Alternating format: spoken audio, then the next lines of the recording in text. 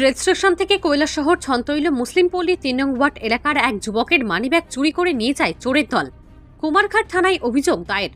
সংবাদে প্রকাশ ওই এলাকার বাসিন্দা আব্দুল আজাদ নামে এক যুবক আগরতলার উদ্দেশ্যে তার নিজ বাড়ি থেকে রওনা দিয়েছিল। কুমারঘাট রেল স্টেশনে সে আগরতলার ট্রেনের মধ্যে ওঠার সময় অপর আরেক ব্যক্তি সে ট্রেনের মধ্যে উঠতে সাহায্য করে, আর সেই দুর্বলতাকে কাজে লাগিয়ে চোরের দল তার পকেট থেকে মানিব্যাগ চুরি করে নিয়ে যায়।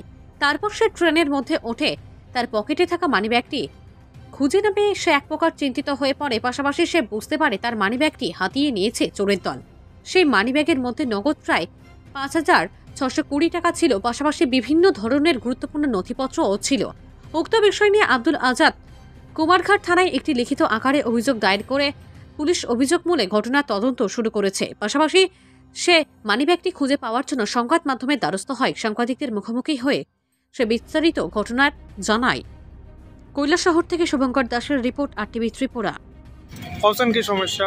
আমি সকালকে ট্রেনে যাইতেছি আগরতলা বা একজন মানুষের হেল্প করা লাগছে, মনে করো ব্যাগটা ওটা একটু হেল্প করা লাগছে। পিছন দিকে আমার পার্সটা মারিছে, পার্সে আমার কিছু ডকুমেন্টস পত্র আসলো আর টাকা আসলো প্রায় ৫,৬২০ টাকার মতো। কোন জায়গাতে হয়েছে ঘটনাটা? ওই কুমারঘাট রেল স্টেশন। কেবা কারণ নিচে গিয়া কেবা কাহারা নিচে এটা সঠিক আমরা কেউ হইতে পারি। আচ্ছা, কত টাকা আসলো? ৫,৬২০ টাকা।